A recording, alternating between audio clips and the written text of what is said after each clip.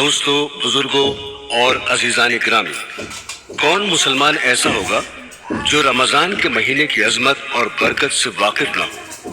अल्लाह ताला ने ये महीना अपनी इबादत के लिए बनाया है और ना मालूम क्या क्या रहमतें अल्लाह ताला इस महीने में अपने बंदों की तरफ मबजूल फरमाते हैं।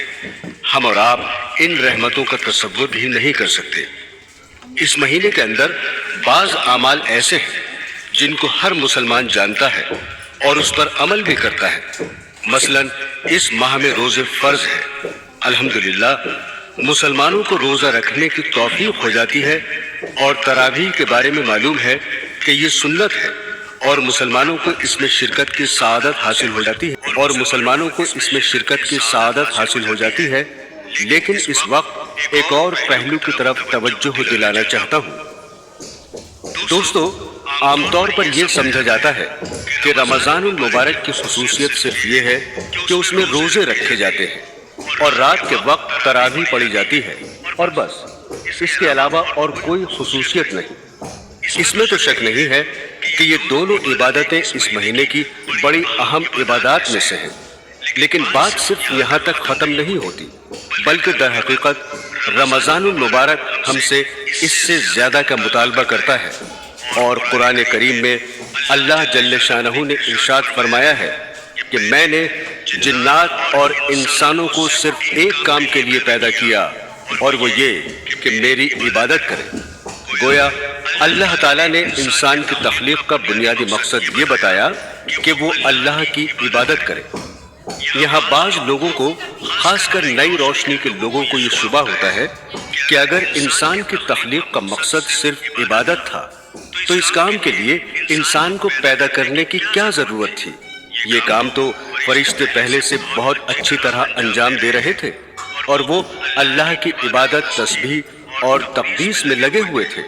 यही वजह है कि जब अल्लाह ताला ने हजरत आदम अलैहिस्सलाम को तख्लीक फरमाने का इरादा किया और फरिश्तों को बताया कि मैं इस तरह का एक इंसान पैदा करने वाला हूँ, तो फरिश्तों ने बेसाख्ता ये कहा कि आप एक ऐसे इंसान को पैदा कर रहे हैं जो जमीन में फसाद मचाएगा और खूरेज़ी करेगा और इबादत, तस्बीह और तक़दीस हम अंजाम दे रहे हैं। इसी तरह आज भी एतराज़ करने वाले ये एतराज़ कर रहे हैं कि अगर इंसान की तख्लीक का मकसद सिर्फ इबादत होता तो इसके लिए इंसान को पैदा करने की ज़रूरत नहीं थी। ये काम तो फरिश्ते पहले ही अंजाम दे रहे हैं। बेशक अल्लाह ताला के फरिश्ते अल्लाह ताला की इबादत कर रहे थे, लेकिन उनकी इबादत बिल्कुल मुख्तलिफ नौइयत की थी और इंसान के सुपुर्द जो इबादत की गई वो बिल्कुल मुख्तलिफ नौइयत की थी।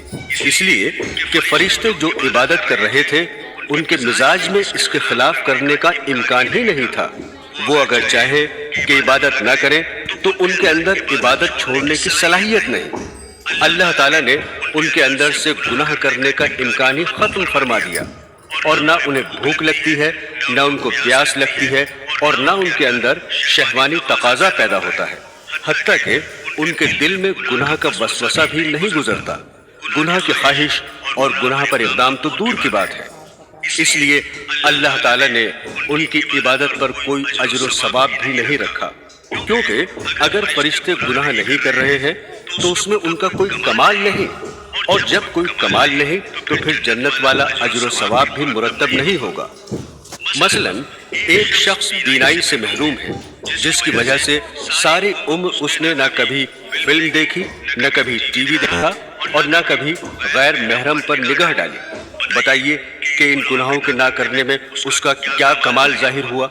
इसलिए कि उसके अंदर इन गुनाहों के करने की सलाहियत ही नहीं है।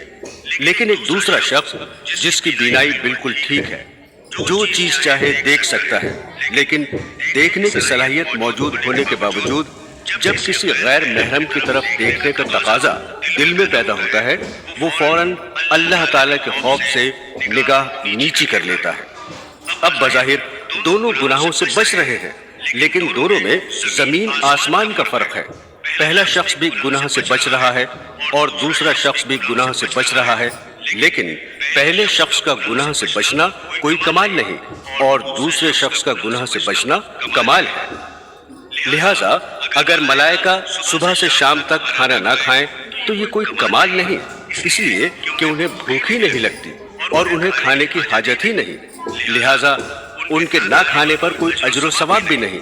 لیکن انسان ان تمام حاجتوں کو لے کر پیدا ہوا ہے، لہٰذا کوئی انسان کتنے ہی بڑے سے بڑے مقام پر پہنچ جائے، حتیٰ کہ سب سے اعلیٰ مقام یعنی نبوت پر پہنچ جائے، تب بھی وہ کھانے پینے سے مستثنی نہیں ہو سکتا۔